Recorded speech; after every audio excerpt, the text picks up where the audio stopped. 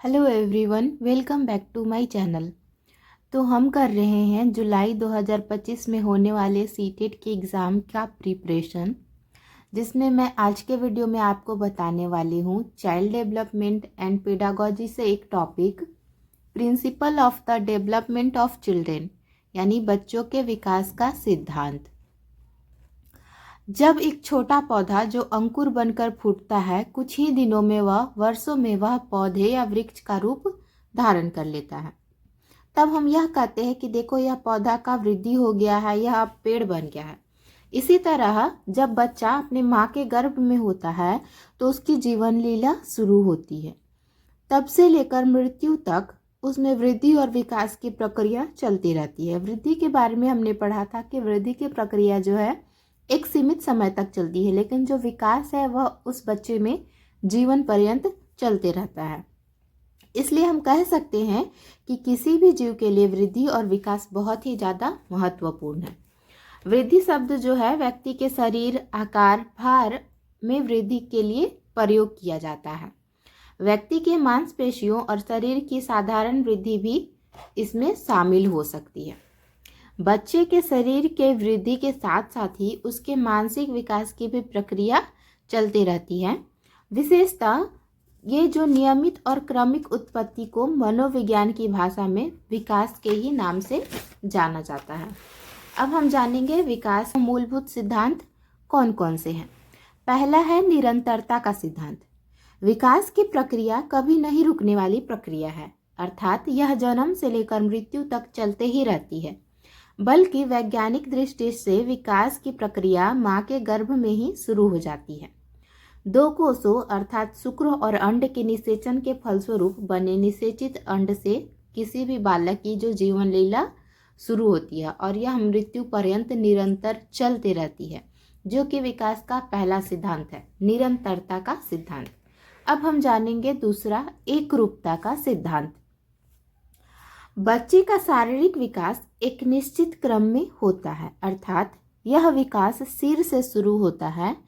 इस प्रकार हम देखते हैं कि बच्चों के विकास की गति में अंतर या उतार चढ़ाव आते रहते हैं, लेकिन विकास के क्रम में एक रूपता होती है। उदाहरण के लिए सभी बच्चों के दूध के दांत पहले टूटते हैं तथा दूसरे बाद में, यानी कि विकास की प्रक्रिया में एक रूपता होती है। पहले जो विकास होने वाला है वो होगा, उसके बाद अगला कोई भी विकास होगा, उसमें निरंतरता होती है। ऐसा नहीं हो सकता कि दूध के दांत बाद में आएंगे और मजबूत दांत पहले आएंगे, ऐसा नहीं हो सकता है। तो यह था एक रूपता का सिद्धांत। तीसरा है वैयक्तिक भिन्नताओं का सिद्धांत। विकास की प्रक्रिया को विभिन्न आयु वर्गों में बांटा गया है तथा हर आयु वर्ग की अलग अलग विशेषताएं होती है, जिस कारण हर आयु वर्ग के लोगों के व्यवहारों में अंतर देखने को मिलता है। कुछ लोगों में कुछ खास व्यवहार शीघ्र ही विकसित हो जाते हैं, लेकिन हर किसी में ऐसा देखने को नहीं मिलता। यह विकास किसी दूसरे व्यक्ति में किसी एक निश्चित समय के बाद हमें देखने को मिलता है।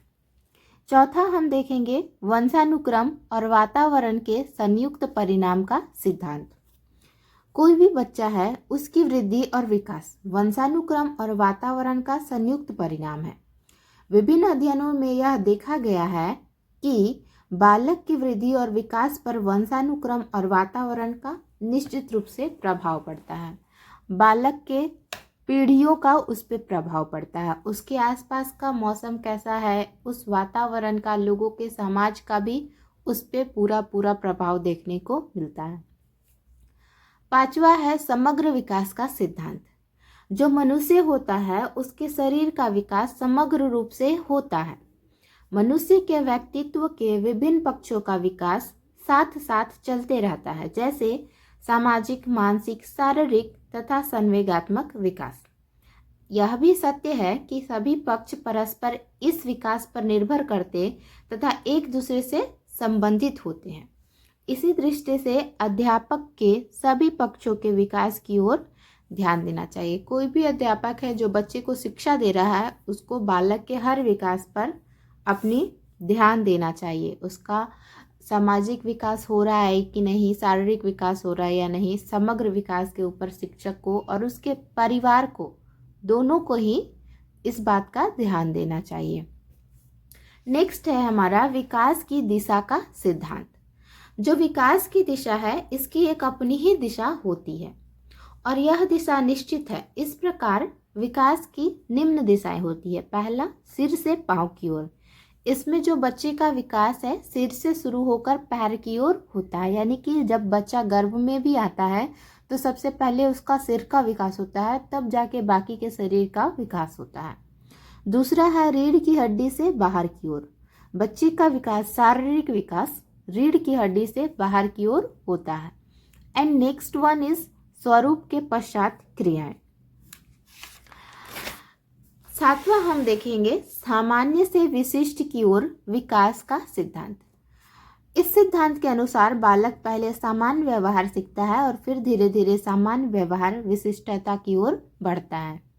यानी कि पहले बच्चा किसी वस्तु को अगर किसी टेबल पे रखना चाहता है तो वो उसे टेबल पे न रख के इधर उधर रखता है, या फिर उस पर रखने की कोशिश भी करता है तो वो सामान इधर उधर गिर जाता है, या फिर भोजन करते हुए उससे थोड़े मोड़े भोजन के दाने नीचे गिर जाते हैं। लेकिन जब वह रोज इसी क्रिया को करता है तो उसमें वह विशिष्टता हासिल करता है और उस क्रिया को सही ढंग से करने लगता है। अगर पहले भोजन गिरा के करता था तो बालक फिर अपने भोजन करने में उसको सुधार लाता है और भोजन को सही तरीके से करता है बिना इधर उधर अन्न के गिराए हुए। हमारा नेक्स्ट है एकीकरण का सिद्धांत।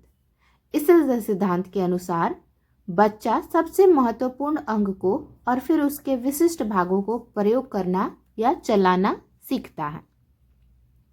यानी कि अगर बच्चे को किसी चीज़ को छूना है तो उसके लिए वह पूरे अपने हाथ का प्रयोग करता है, पकड़ने के लिए पूरे हाथ को लेके जाता है। लेकिन फिर धीरे धीरे जब वो समझ जाता है कि ये चीज़ों को हम अपनी उंगलियों से भी कर सकते हैं तो फिर वह उन कामों को अपनी उंगलियों से भी करना शुरू करता है। इसी तरह बाकी के कामों में भी वो अपने शरीर के अंगों का प्रयोग करता है। नेक्स्ट है हमारा मूर्त से अमूर्त की ओर सोचने का सिद्धांत। मूर्त वो चीज़ें होती हैं जो हमारे सामने है और अमूर्त वो चीज़ें होती हैं जो हमारे सामने नहीं है। मानसिक विकास भौतिक रूप से उपस्थित वस्तुओं के बारे में चिंतन करने की योग्यता से उन वस्तुओं को देखने के सिद्धांत का अनुकरण करता है जो अमूर्त रूप में होते हैं, यानी कि जो उसके सामने नहीं है। बच्चा उन चीज़ों को भी धीरे धीरे सोचना, उसके बारे में चिंता करता है। इसमें बालक प्रभाव और कारण को भी समझने का प्रयास करता है कि अगर कोई घटना घटी तो यह किस कारण से घटी और इसके घटने से क्या क्या आगे हो सकता है, इस चीज़ों को भी बच्चा सोचता है। आखिरी है हमारा विकास में विभेदीकरण तथा एकीकरण की प्रक्रिया। हम देखते हैं कि बच्चा प्रारंभ में खाना खाते समय हाथों तथा चम्मच का अभद्र रूप से प्रयोग करता है तथा खाने का कुछ भाग नीचे भी गिरा देता है। इसे हम विभेदीकरण की प्रक्रिया कहते हैं। जबकि धीरे धीरे वह उसी चीज में पूर्ण दक्षता के साथ सुधार करते हुए उस भोजन को करता है और यह क्रिया एकीकरण की क्रिया कहलाती है। यानी इसमें जो बालक है अपनी गलतियों को सुधारता है और उसमें एकीकरण को लाता है। तो आज के टॉपिक में हमने जाना बच्चों के विकास का सिद्धांत कौन कौन से हैं। नेक्स्ट टॉपिक में हम जानेंगे influence of heredity and environment. अगर आपको ये वीडियो अच्छी लगी हो तो इसे लाइक तथा शेयर करें